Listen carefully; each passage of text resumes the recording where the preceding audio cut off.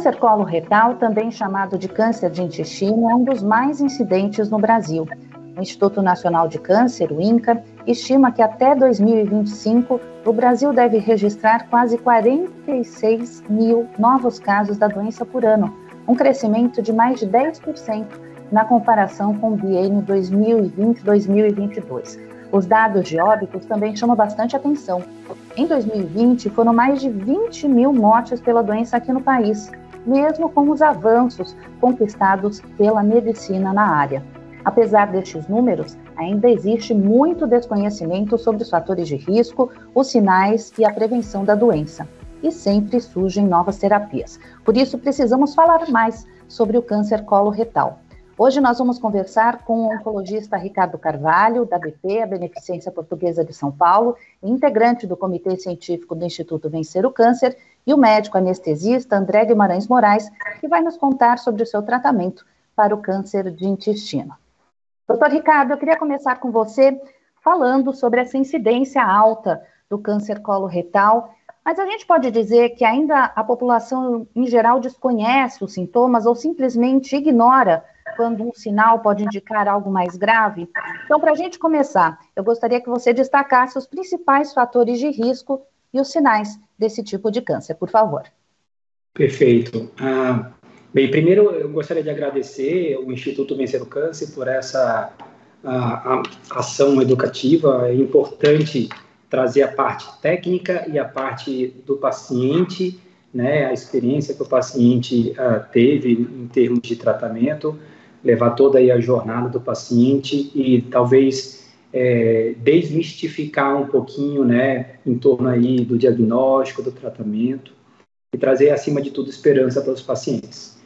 Então, com relação aos fatores de risco, né, é importante a gente ter em mente que quando a gente usa a palavra câncer, a gente está falando de várias doenças diferentes que têm a mesma característica de crescer, invadir órgãos e se disseminar para outros locais. Então, quando a gente fala câncer de intestino, câncer de mama, câncer de pulmão, é isso, é um conjunto de células daquele determinado órgão que ela passou a crescer e se multiplicar de forma indiscriminada, sem controle, e ela começa a apresentar sintomas, né, de acordo com o estágio da doença. A minoria dos casos do câncer de intestino, tá, dos pacientes que têm um diagnóstico de câncer de intestino, vai descobrir, digamos, num estágio sem sintoma, né? Somente aqueles pacientes que, de fato, fazem a colonoscopia de rastreio, né, de screening, aqueles pacientes de alto risco. A maioria dos pacientes vai ter algum sinal ou sintoma, tá? Sintoma é aquilo que o paciente se refere e sinal é o que o médico encontra. Então, dentre as alterações mais comumente relacionadas ao câncer de intestino, a gente tem, principalmente, né, o mais comum é a presença de sangramento nas fezes, que pode ser um sangue vivo ou um sangue mais escuro, a depender da localização do câncer do intestino. Você está na porção mais final, o sangue é mais vivo. Você está na porção mais inicial, o sangue é mais escuro. A gente também pode notar, o paciente pode perceber alteração no formato das fezes mais finas, ou até mesmo uma alteração do hábito intestinal. Então, aquele paciente que antigamente ele fala, doutor, eu evacuava todo dia, eu ia no banheiro todo dia, feito um reloginho, de repente eu passei aí a cada 2, 3 dias, ou o contrário, o paciente é mais preso e o intestino, né, é mais preso e de repente ele passou a evacuar mais vezes, umas fezes mais pastosas. Então, mudança do hábito e da consistência das fezes também são alterações importantes. Além do sangramento e dessa questão das fezes, a gente tem dor abdominal, cólicas, a gente pode ter fadiga, que geralmente é resultado dessa perda de sangue, né, uma anemia associada, né? E a depender do estágio da doença, a gente pode ter alterações relacionadas à compressão de outros órgãos ou até mesmo à disseminação da doença. né? Então, se a doença vai para o fígado, você pode ter dor nessa parte mais alta do intestino, você pode começar a ficar com o olho amarelo. Se tiver, por exemplo, doença disseminada para o pulmão, você pode ter falta de ar e dor torácica, e por aí vai. Quando a doença se dissemina para o abdômen, você pode ter o acúmulo de líquido na barriga. Então, essas são as principais alterações, né? A riqueza de sinais e sintomas vai ser maior quanto maior e mais avançada, né? Mais avançado for o diagnóstico do tumor.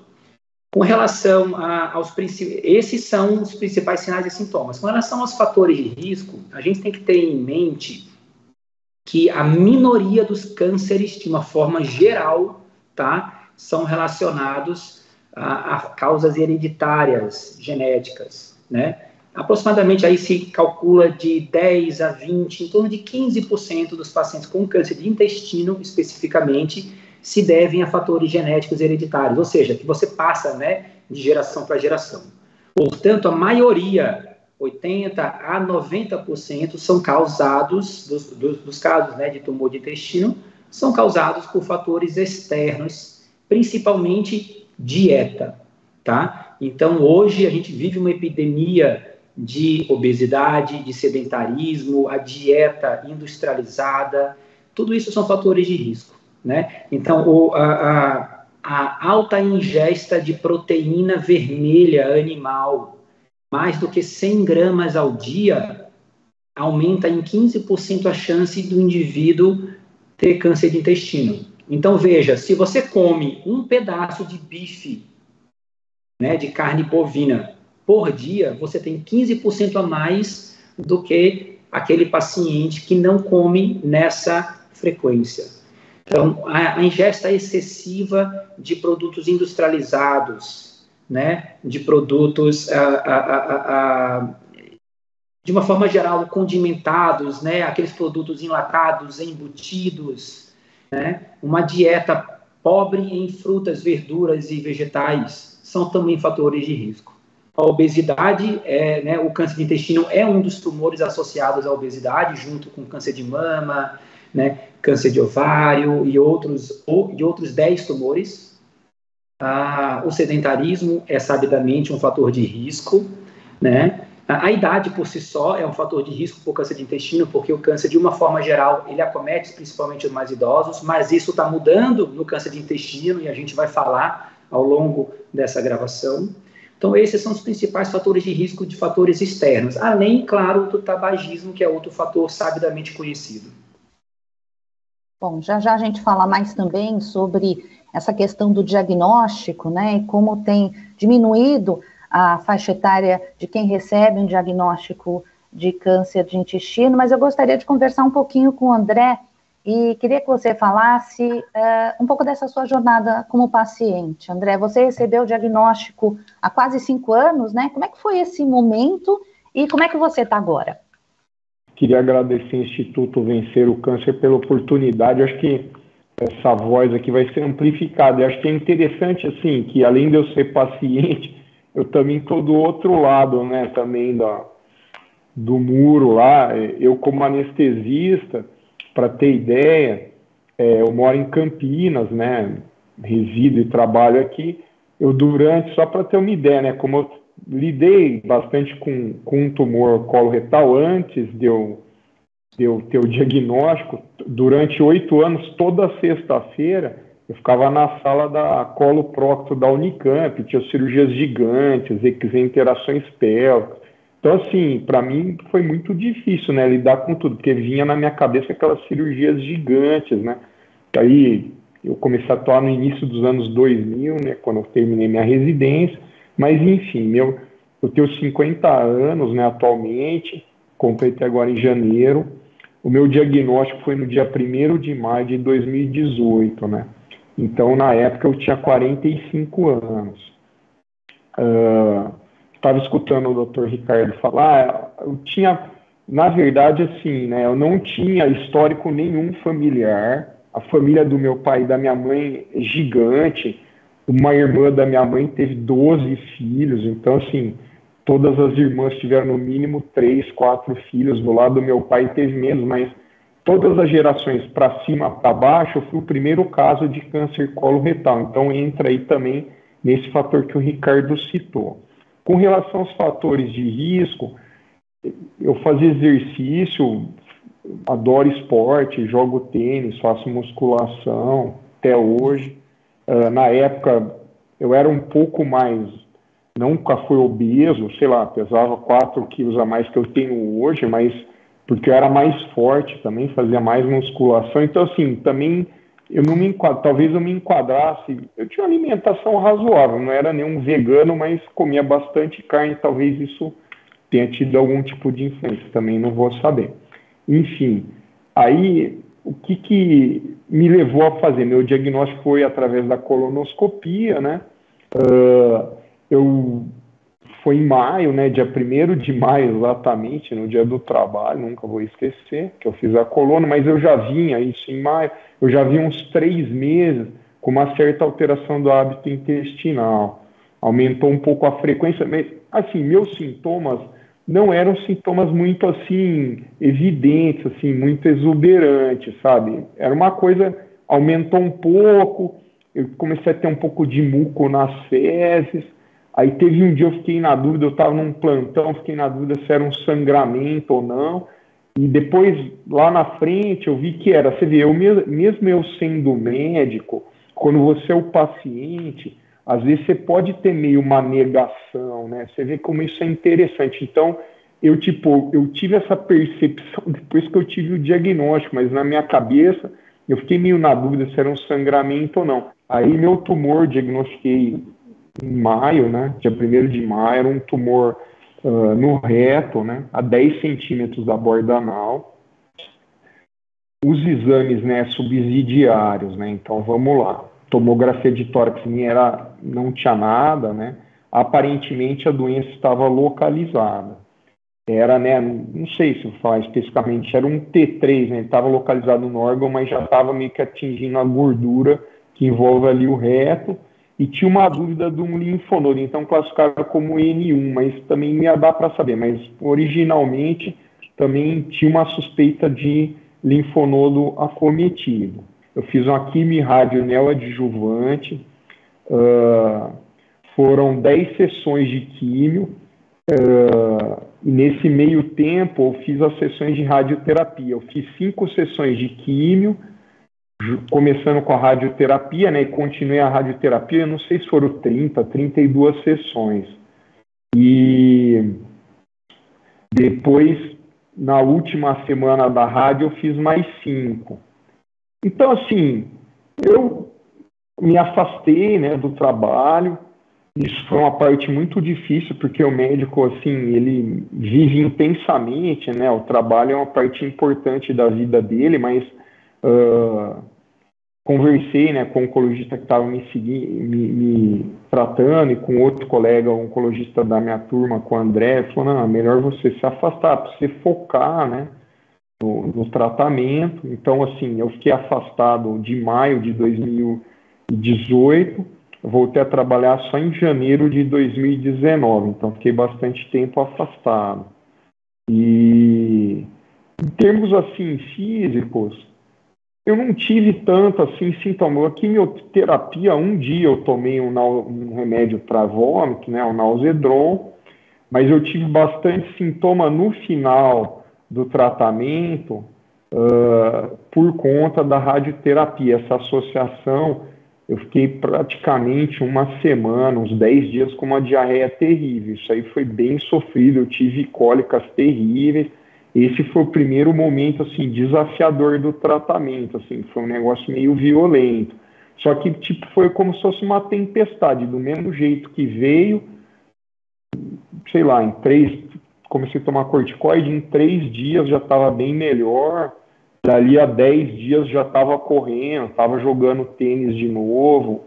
Assim, aí eu fui operar em agosto, eu fui para a cirurgia, estava fazendo acompanhamento com nutricionista, então eu fazia musculação todo dia.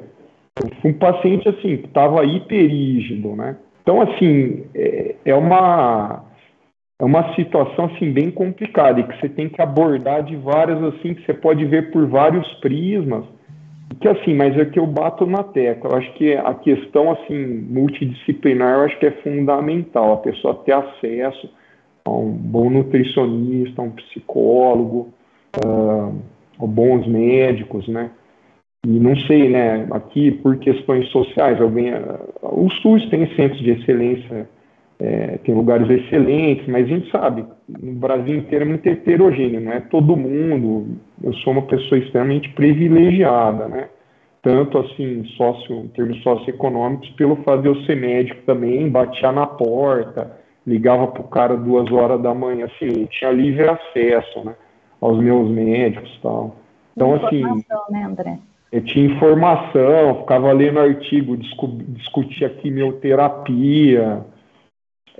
Assim, não é tão ruim, tem um lado bom também ser médico que está doente, assim, não estou falando que é horrível, mas tem outro lado, se eu operasse, eu ficava pensando em complicação, eu pensava nas complicações que eu vi em deiscência, em fístula, que isso aí era meu dia a dia, né, num centro cirúrgico, reoperações, né, então foi bem difícil, mas assim, eu voltei a trabalhar em janeiro, então assim, e o que eu acho que também é importante, que às vezes não é falado, é que é tipo assim, parece que é assim, não, você teve o câncer e tal, fez o tratamento, agora, provavelmente sim, eu estou indo para o 5º ano agora, está espaçando os exames, eu estava fazendo a cada 6 meses as ressonância, uma tomografia anual, né, colono fiz agora o ano passado, graças a Deus está tudo bem, mas assim, a pessoa ela vai ficar assim com algum tipo de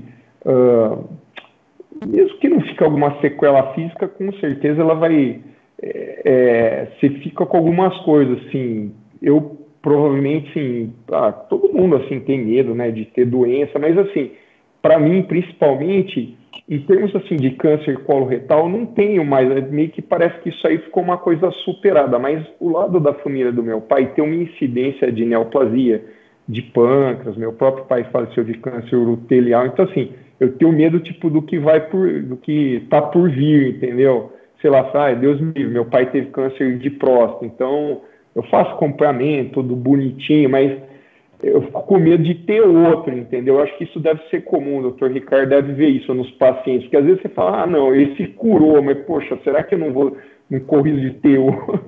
Então assim, e também assim, quanto mais distal o câncer, eu acho que maior o desafio, né, doutor, assim, para o paciente, porque conforme a anastomose, quanto mais baixo tiver o câncer, hoje em dia isso avançou muito, tudo, tem protocolos, tem até algumas situações que você não opera o paciente, isso aí eu discuti, mas acho que não me enquadrava nesse caso.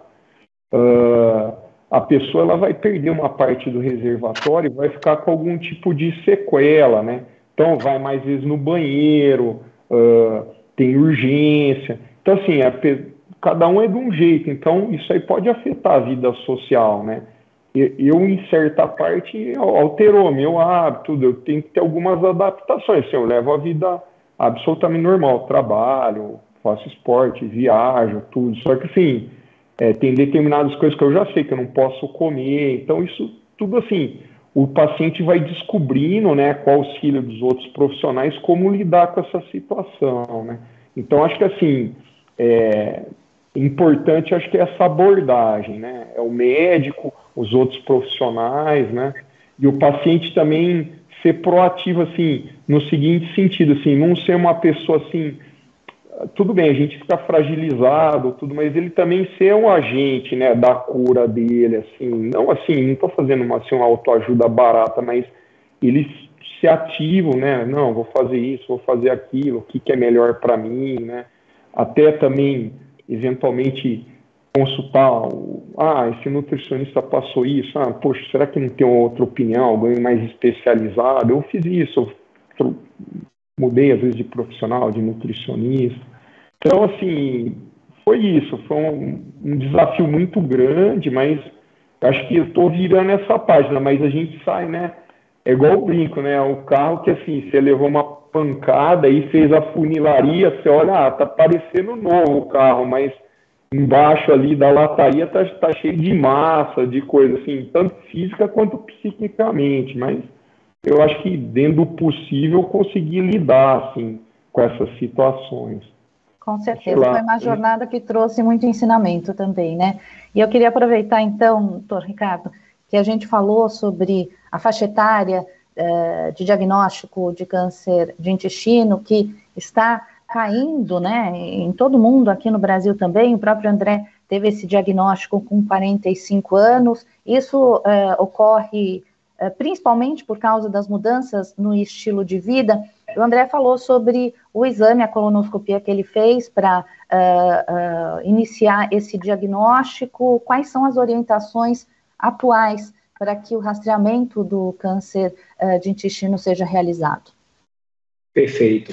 Bem, há algumas coisas para a gente colocar. Primeiro, agradecer o André aí pelo relato rico de informações. Olha que importante, né? Ele é médico, virou paciente e certamente ele saiu um médico melhor, né? Disso que aconteceu com ele, porque ele viu aí todos os aspectos da doença, né? Seja físico, emocional, social.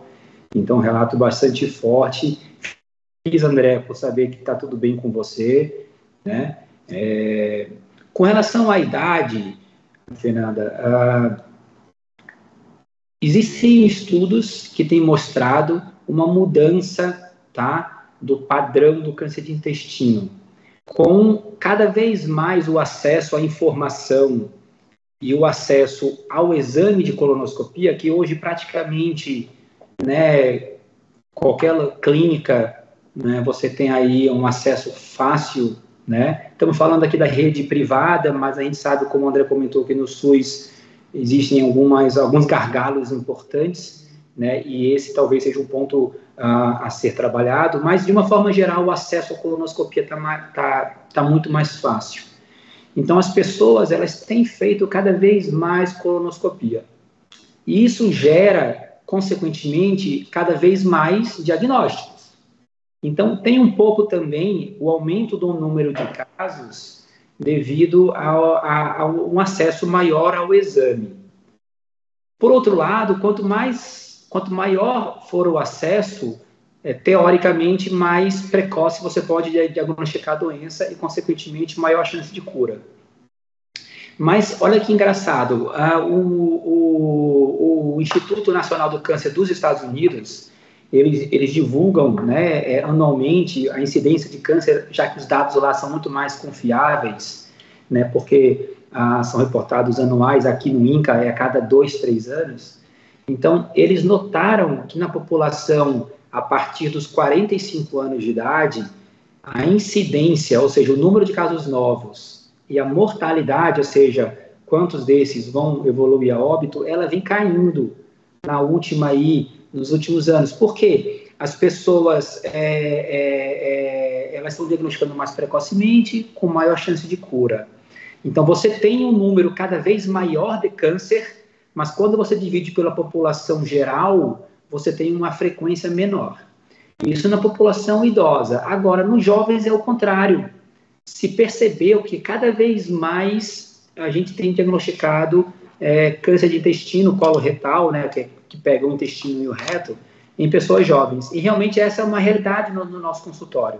A gente tem visto, eu estou agora com uma paciente de 19 anos de idade, que teve um diagnóstico aos 15, tá? Então, assim, claro, ela tem um ponto genético hereditário bem forte e indiscutível no caso dela, mas a gente tem percebido diagnósticos de câncer coloretal em pessoas jovens, mesmo naquelas que não têm histórico familiar importante, e grande parte se deve ao que você falou, a hábitos de vida, né? É chegar em casa, é comer aquela comida pronta, abrir um refrigerante, isso, né, comer enlatados, conservantes, muita carne vermelha, fritura, poucos vegetais, poucas frutas, poucos cereais, poucas fibras, obesidade.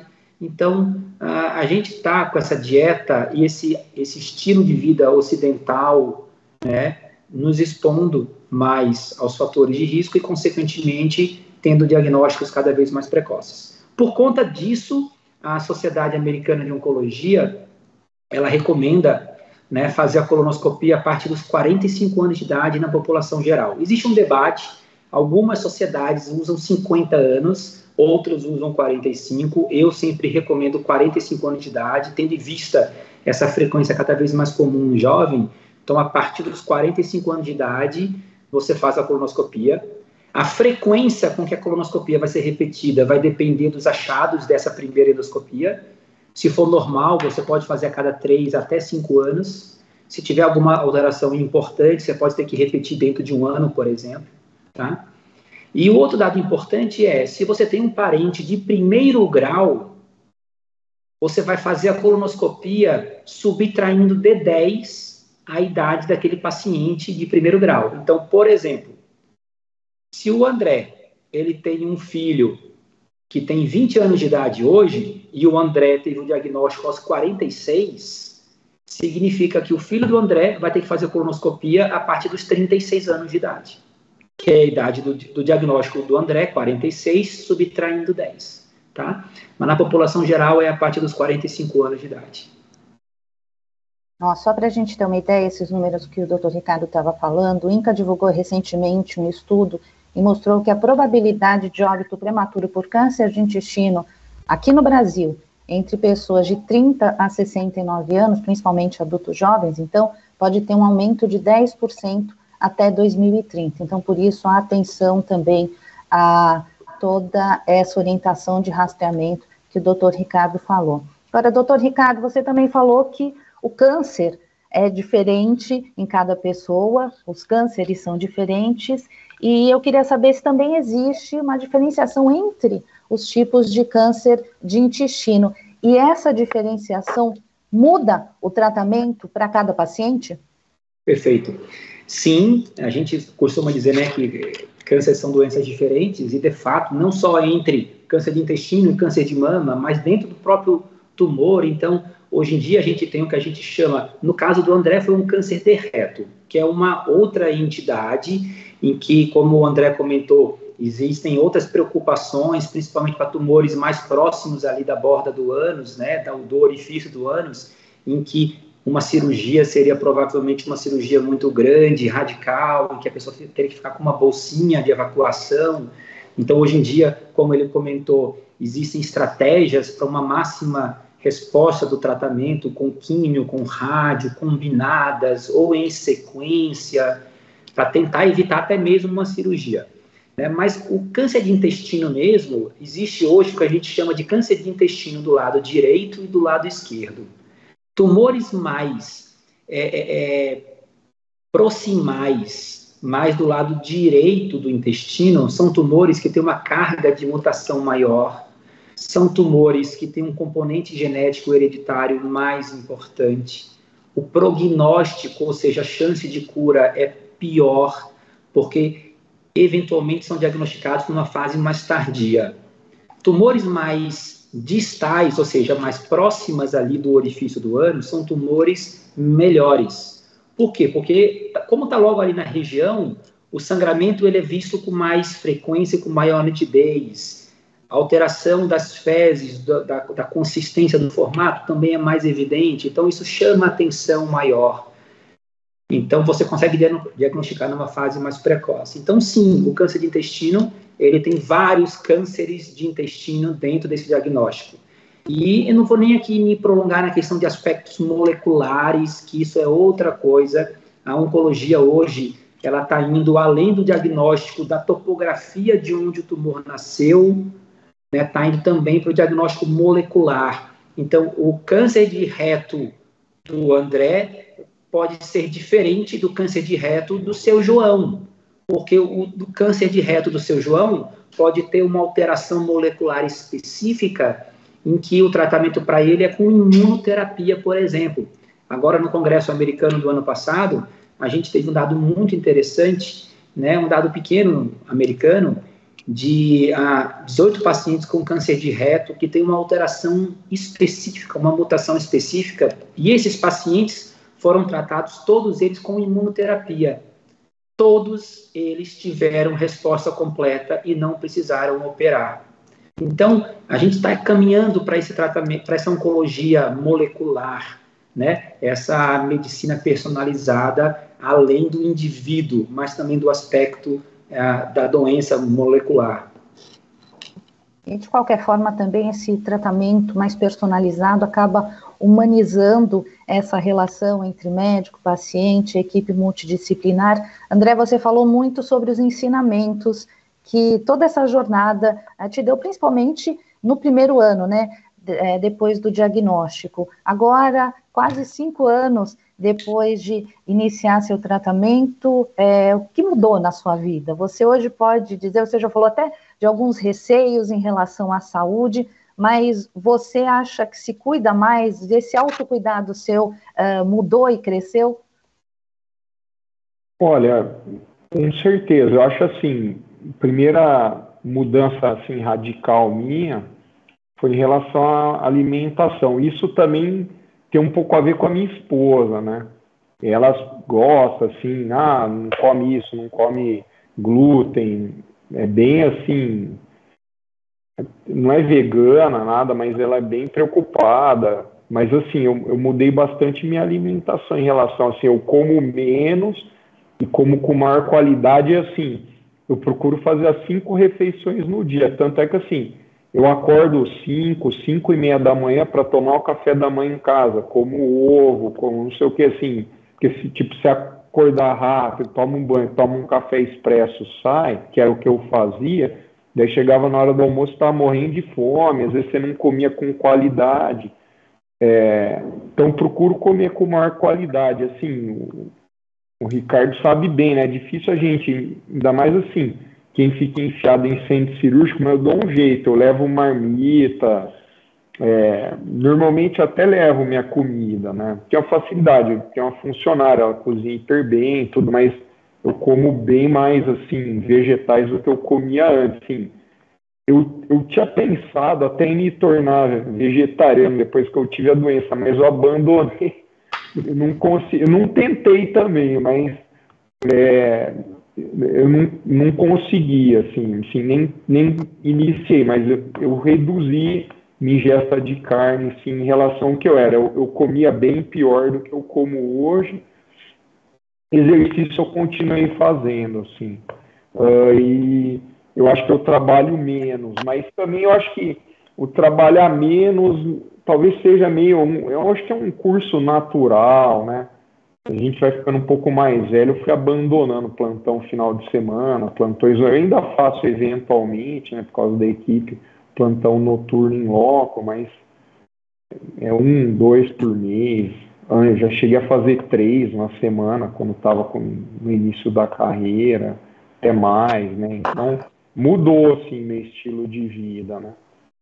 E, eu não sei, nesse aspecto, assim, e no aspecto psicológico mudou também, assim, como médico, é interessante, assim, você ter essa visão, né? Eu tento passar, é muito comum pegar paciente, até eu fazer anestesia da cirurgia que eu fiz, né? Indo, Fernanda, nesse lado de mudança dietética, de hábitos de vida, tem um estudo, a gente sempre fala de tratamento, né, cirurgia, químio, rádio, mas teve um estudo muito interessante, que a gente até comentou já no site do Invoque, do Instituto, um estudo que foi apresentado no Congresso Americano em 2017. Ele pegou pacientes com câncer de intestino, no estágio 3, que foram operados e fizeram um tratamento preventivo com químio. E aqueles pacientes, é um estudo com quase 1.000 pacientes, e aqueles pacientes que ingeriam semanalmente 50 gramas de nozes tiveram 42% menor chance do tumor voltar e 57% menor chance de morrer por câncer. Então, uma medida simples. Nozes, a gente sabe que é antioxidante, anti-inflamatório, né? Então, olha o poder que está na nossa escolha, né? Então, ninguém quer que a pessoa vire, de fato, vegano, vegetariano. Eu acho que o equilíbrio é a palavra-chave, né? O André pode comer a picanha dele, mas não todo dia, né? Então, ele pode ali reservar, né, 2 vezes por semana a ingesta de proteína, até para satisfação. A gente sabe que a comida é um ponto importante para a nossa satisfação pessoal, né? Não, com certeza. São escolhas inteligentes, né, doutor? Agora, falando especificamente de tratamento, você já chegou a citar a imunoterapia, esse estudo que foi de grande sucesso, apresentado no Congresso Americano no ano passado. O que a gente tem de novidades, doutor, e novidades promissoras? Eu queria que você falasse também, por favor, sobre o paciente com doença metastática, né? Como é que está a abordagem nesses casos? E nós tivemos também avanços em estudos para esses casos? Muito bem. Então, assim, o tratamento, como eu falei, para câncer de intestino, para câncer de reto, que é o caso do André, vai depender da localização do tumor, né, e das características do paciente e das características do próprio tumor. Então, é importante passar sempre numa equipe especializada, né, porque é aquele cara, eu sempre costumo dizer o seguinte, se você tem, né, o teu carrinho ali na tua garagem e o seu carro quebrou, você pode levar no mecânico da esquina que ele, de repente, pode até consertar o seu carro, mas é muito melhor você levar para a loja, para a empresa, né, para a marca de onde o seu carro, onde você comprou, que ali tem um mecânico especializado. Então, o ideal, sempre, claro, procurar um hospital e um centro especializado, isso faz uma enorme diferença. O tratamento, então, do câncer de reto depende, então, dessas coisas e pode ser uma combinação de químio com rádio, só químio, né, eventualmente só cirurgia, às vezes até mesmo uma ressecção via endoscopia, mas geralmente envolve um ou mais pilares desses que eu comentei. No câncer de intestino, na doença localizada, o tratamento é com cirurgia e depois você faz, em alguns casos, uma quimioterapia preventiva. Na doença já estágio 4, com metástase, e aí, nesses pacientes, você vai ter que, idealmente, fazer aquela análise molecular que eu falei, para ver se você tem a mutação que, se tiver presente, permite com que seja utilizado a imunoterapia, né? A gente tem aprovado no Brasil o uso da imunoterapia no câncer coloretal metastático na primeira linha, ou seja, como primeira opção de tratamento no paciente que tenha essa mutação específica. Uma mutação rara, acontece aí em mais ou menos 5% dos pacientes, mas a gente vê. E isso estou falando na medicina suplementar, privada, né? Infelizmente no SUS essa medicação, a imunoterapia, não está aprovada. Além da imunoterapia, nós temos terapias específicas contra alvos específicos, que aí vai depender também da presença ou não de algumas outras mutações. Em termos de novidades, nós estamos caminhando para cada vez mais uma personalização, como você comentou. Então, a gente tem que pesquisar algumas mutações, além da parte da imunoterapia, tem certas mutações que nos permitem utilizar drogas específicas contra esses alvos. Então, a gente tem estudos, a gente acabou de ter, agora no final de semana, passado, o lançamento de uma droga específica contra uma mutação que acontece aí em 15% mais ou menos dos cânceres de intestino, e essa droga foi aprovada no Brasil, para o uso para esses pacientes. Então, assim, a gente está caminhando, né? A gente até estava comentando entre nós médicos, né, que há 20 anos atrás, o câncer de intestino com metástase, os pacientes tinham uma sobrevida média de 6 meses. Hoje em dia, a gente mais do que multiplicou por 10. Nós temos pacientes com câncer metastático, incurável, vivendo 70 meses. Tudo às custas, né, de uma terapia multidisciplinar, que envolve radioterapia, que envolve cirurgia, que envolve radiologia intervencionista, né? Então, a gente está caminhando a passos largos. E na doença localizada, não metastática, a gente também tem que citar o papel cada vez maior da biópsia líquida. Essa é uma realidade que a gente hoje ainda tem alguns problemas com relação a custo, estamos aprendendo a interpretar o exame, mas vai ser o caminho em que a oncologia, de uma forma geral, vai evoluir, né? É acompanhar através de um exame simples no sangue, né, para ter maior acurácia de identificar aqueles pacientes com maior chance da doença voltar e poder intervir de uma forma mais precoce e eficaz. São novidades bastante promissoras, o que dá muita esperança aos pacientes e também aos médicos, a toda a equipe que cuida destes pacientes. A gente já está chegando ao final da nossa conversa, então, André, eu gostaria que você deixasse a sua mensagem de cuidado para quem está nos assistindo, pacientes, também cuidadores, amigos, familiares, porque a gente deu boas notícias, uma expectativa de novidades promissoras, e você teve uma história de uma jornada de muito sucesso. Então, gostaria que você deixasse a sua mensagem final, por favor. Eu acho assim, em primeiro lugar, eu acho que o melhor de tudo é a prevenção ainda, né? E às vezes, mesmo quem é bem esclarecido, não, esse exame é muito desconfortável, tem que tomar laxante, não sei o quê. Então, assim, até em amigos, assim, que já estão, meus amigos de escola, até a mesma idade que eu, muitos não fizeram, apesar, eu fui motivo de muita gente fazer colonoscopia. E tá atento, assim, acho que é importante a família toda ficar atenta durante o tratamento, né? Cuidar da família também, não só do doente, né? Que a gente fica muito autocentrado. E eu mesmo depois eu falei, poxa, sei lá, tem um certo egoísmo, né? O paciente fica muito focado nele mesmo. Depois fiquei pensando, poxa, eu tenho uma filha só. Nossa, como será que ela passou? Minha filha é adolescente, vai fazer 18 anos agora sexta. Minha esposa, nossa, imagine que aterrorizante. Eu acho que às vezes você perdeu, eu prefiro talvez eu morrer do que a minha esposa. Talvez fosse muito mais aterrorizante para mim ela morrer do que eu. Então, assim, eu demorei, né?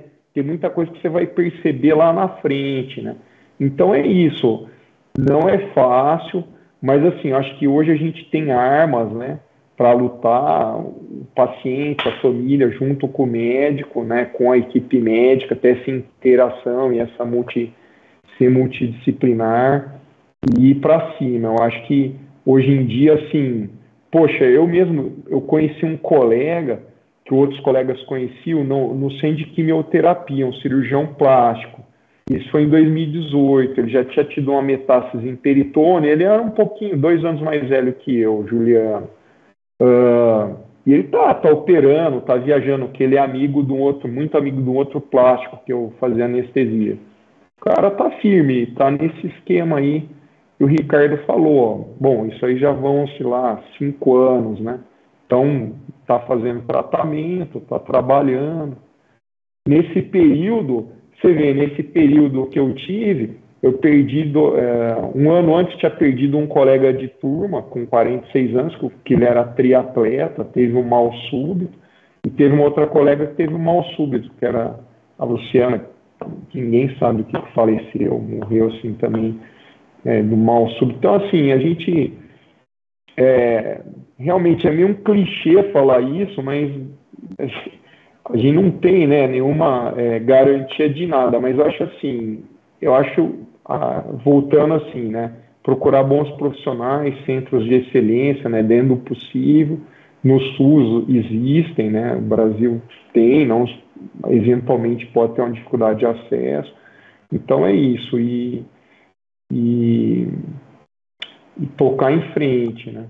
E depois também, assim, depois que passar por tudo isso, cuidar também. Minha esposa foi psicólogo, minha filha, sabe? Todo mundo fica abalado. É que, nossa, minha história foi muito louca, assim, porque minha mãe, na semana que eu ia operar, ela descobriu que estava com câncer de mama.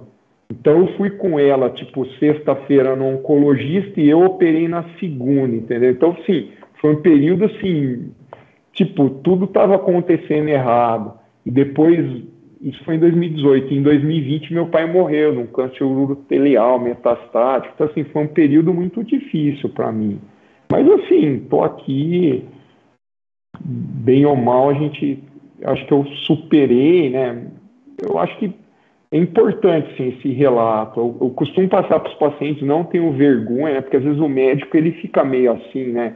De se abrir e falar para o paciente, principalmente quando é alguma coisa coloretal, demoram mais ali na minha avaliação pré-anestésica, falam, ó, aconteceu isso, aconteceu aquilo, você vai, não sei o que, seu tumor inicial, você vai curar. Então, assim, eu acho que é importante, assim. Eu acho que assim, a gente está vivendo uma época na medicina, né, a oncogenética, igual o Ricardo falou, eu fiz tudo quanto é esses exames aí, o meu não deu nada, fiz perfil oncogenético, tinha dado alguma estabilidade de microsatélites na peça, mas depois se provou que não tinha nada. E também fiz esse outro que o Ricardo falou aí, da imunoterapia. Se desse algum problema, eu tivesse metástase, talvez para usar, né, mas eu acho que é isso, a gente entregar para os profissionais gabaritados aí. Mas é isso, estou à disposição. Obrigada, André. E para a gente encerrar, doutor Ricardo, importante também, a gente fala tanto de acesso, mas o principal, ou primeira coisa é ter acesso à informação. Falar mais sobre esse assunto, né?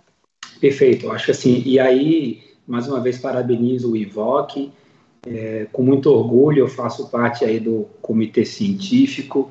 Acho que levar informação de qualidade, a gente vive aí um momento tão obscuro, né, em que na internet você encontra de tudo e não tem jeito, as pessoas que têm um diagnóstico, elas vão para a internet e aí às vezes ficam perdidas, entram em uma espiral de informações equivocadas, que às vezes dão orientações equivocadas, né, tipo, pare de comer açúcar porque açúcar alimenta o tumor. Calma, com moderação pode, enfim. Então, acho que acesso à informação de qualidade, prevenção, como o André falou, façam colonoscopia. Todo homem sabe do PSA, toda mulher sabe da mamografia, do Papa Nicolau, mas colonoscopia poucas pessoas sabem.